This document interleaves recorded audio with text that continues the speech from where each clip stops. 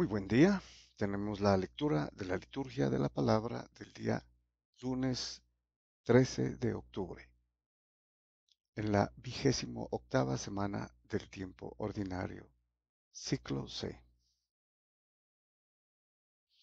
Vamos a la primera lectura. Tenemos el comienzo de la carta del apóstol San Pablo a los Romanos, capítulo 1, versículos del 1 al 7. Bueno, previamente habría que manifestar un poco de contexto. Esta carta es bastante importante para la doctrina católica, ¿no? Mm, Y además porque fue escrita muy probablemente entre los años 55 y 56, según eh, los estudios de exégetas en la historia de la Iglesia. También fue escrita desde Corinto, que es una ciudad griega, y a pesar del nombre, eh, él todavía no había ido a Roma.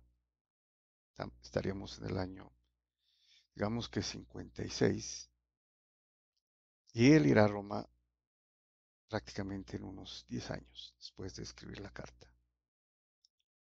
Bueno, por otro lado, la carta a los romanos es de una densidad y, digamos, complejidad eh, bastante grandes.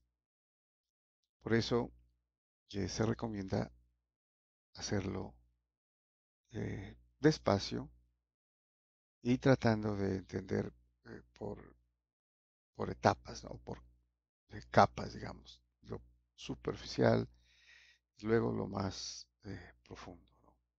Lo más exegético, que no es el caso de nuestras lecturas, ¿no? Haremos algunas observaciones al texto, pero de carácter superficial. Muy bien, nos dice San Pablo cuando escribe su carta a los romanos. Pablo, siervo de Cristo Jesús, llamado a ser apóstol, escogido para el Evangelio de Dios, que fue prometido por sus profetas en las Escrituras Santas y se refiere a su Hijo nacido de la estirpe de David, según la carne, constituido Hijo de Dios en poder, según el Espíritu de Santidad, por la resurrección de entre los muertos, Jesucristo, nuestro Señor. Bueno, como vemos también en la estructura, utiliza oraciones complejas, ¿no? Eh, y un tanto largas, digamos, así que aumenta la complejidad. Muy bien, eh, es interesante observar que Pablo se autodenomina siervo de Cristo Jesús o esclavo, o sea, que está bajo la voluntad de él y se ha hecho apóstol por gracia de Jesucristo. Recordemos su conversión a raíz de la aparición del Señor resucitado, ¿no? Cuando él iba camino a Damasco a llevar presos, ¿no? A los seguidores de Jesucristo, o sea, a la iglesia de Jesucristo, y traerlos a Jerusalén, o llevarlos a Jerusalén para ser juzgados. O sea, era un perseguidor de la iglesia de Jesucristo.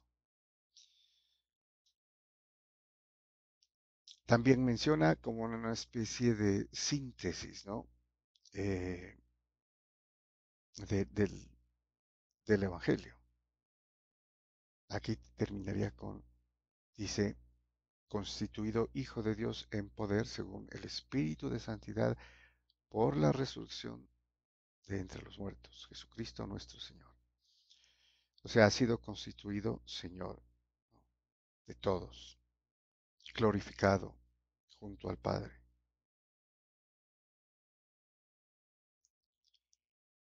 Y continúa. Por él hemos recibido la gracia del apostolado para suscitar la obediencia de la fe entre todos los gentiles para gloria de su nombre. Aquí ya habla del apostolado, ¿no?, que precisamente integra la obediencia de la fe entre todos los gentiles. No solamente es la fe, sino que la fe suscita, conlleva a la obediencia. No puede haber fe sin obras, sin obediencia, sin hacer la voluntad de Dios, que es precisamente la ley, la nueva ley, ¿no?, la ley del Evangelio, que es la ley del amor. Y aquí se refiere a los gentiles, porque San Pablo fue constituido apóstol de los gentiles, de los paganos, y San Pedro del pueblo judío. Y continúa. Entre ellos se encuentran también ustedes, llamados de Jesucristo. Se dirige a la gente de Roma, ¿no?, que son los destinatarios de esta carta. Y les dice, ustedes también son llamados de Jesucristo. Podemos inferir que también ya había una iglesia incipiente, ¿no?, de convertidos al cristianismo. A todos los que están en Roma, amados de Dios, llamados santos, gracia y paz de nuestro Padre, gracia y paz de Dios, nuestro Padre, y del Señor Jesucristo.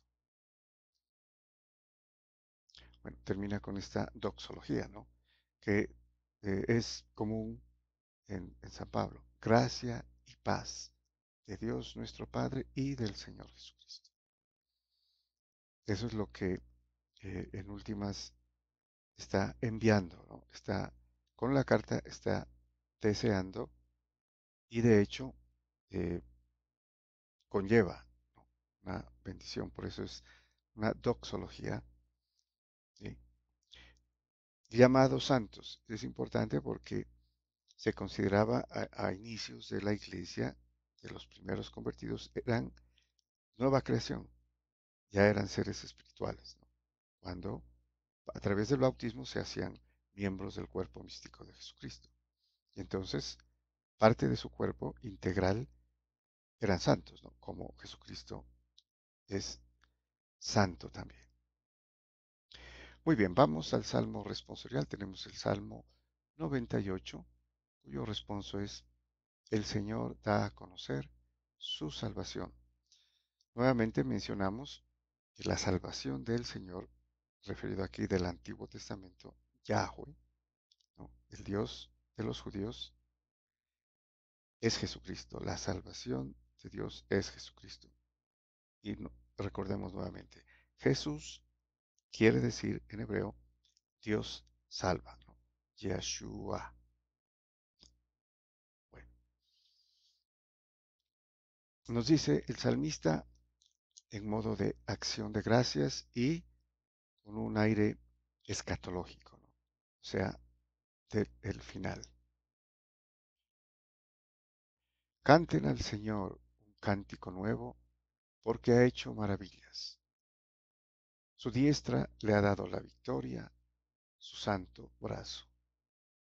Podríamos decir también que es eh, una referencia mesiánica, ¿no?, de la era mesiánica. La victoria, la llegada del reino, ¿no?, porque el rey ya ha llegado y empezaría el final de los tiempos, o sea, los tiempos finales en la era mesiánica. Y sigue, el Señor da a conocer su salvación, revela a las naciones su justicia. Aquí es importante en términos de vocabulario, como hemos dicho, su salvación. Da a conocer su salvación, es una referencia directa mesiánica a Jesucristo, el Mesías. Revela a las naciones su justicia. Con mayor razón, esto ayuda o enfatiza el hecho de la Iglesia universal, o sea, católica, ¿no? Que incluye a todas las naciones. Por eso aquí revela, dice, a las naciones, su justicia. Y su justicia, eh, podríamos decir, es su justificación.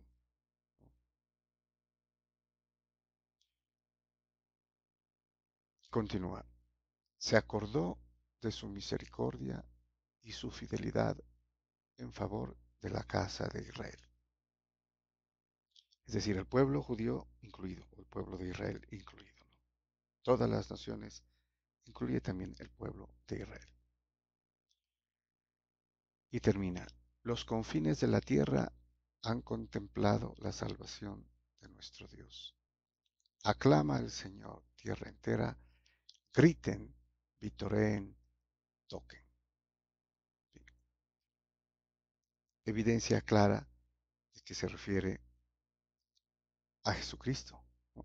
Por eso es un salmo profético en el que menciona la salvación de nuestro Dios, el Mesías, el Salvador del mundo. Y por eso invita, ¿no?, a todas las naciones, aclamen tierra entera al Señor, griten, vitoreen, toquen. Muy bien, vamos al Evangelio. Tenemos el Evangelio según San Lucas, continuamos con el desarrollo del Evangelio según San Lucas, capítulo 11, versículos del 29 al 32. Su título temático: a esta generación no se le dará más signo que el signo de Jonás. Muy bien, nos dice San Lucas: en aquel tiempo la gente se apiñaba alrededor de Jesús, y él se puso a decirles: esta generación es una generación perversa. Pide un signo, pero no se le dará más signo que el signo de Jonás. Pues como Jonás fue un signo para los habitantes de Nínive, lo mismo será el Hijo del Hombre para esta generación. Bueno, recordemos entonces que el profeta Jonás fue enviado a Nínive por Dios para predicar la destrucción de la ciudad en 40 días. Y Jonás no hizo mención de que podía mediar el arrepentimiento, sino que los habitantes y el rey mismo se dieron a la penitencia, se arrepintieron, cambiaron de vida. Y Dios no ejecutó el castigo. Este es el signo, o sea, el signo de la predicación y de la conversión, ¿no? Porque como Jonás predicó a los habitantes de Nínive, que era una ciudad pagana que adoraban otros dioses, lo mismo será el Hijo del Hombre para esta generación. Y continúa, la reina del sur se levantará en el juicio contra los hombres de esta generación y hará que los condenen, porque ella vino desde los confines de la tierra para escuchar la sabiduría de Salomón. Y aquí hay uno que es más que Salomón.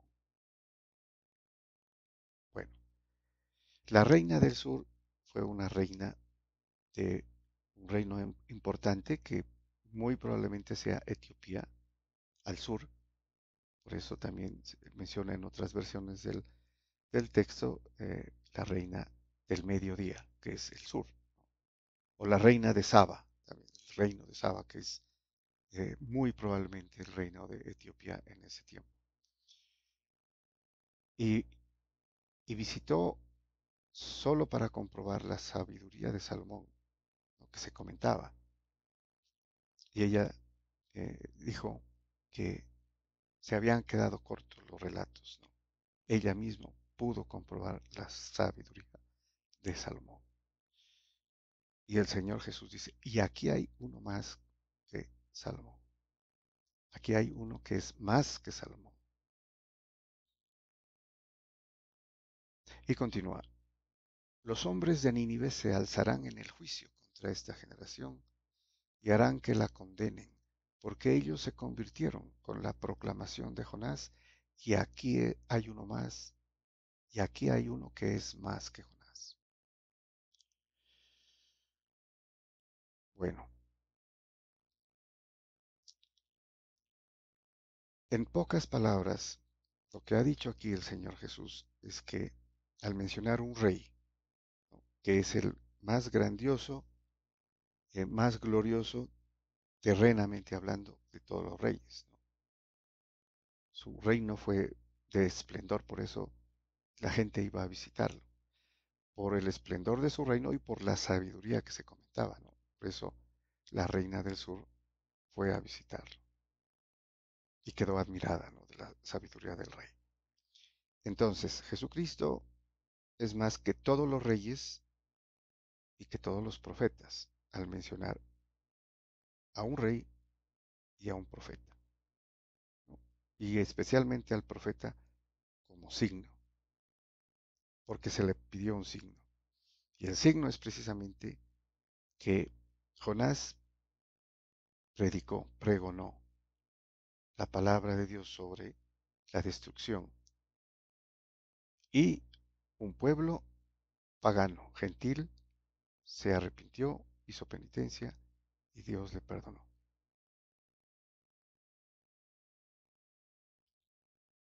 En un texto anterior, incluso Jesucristo dice, y aquí hay uno más, uno que es más que el templo.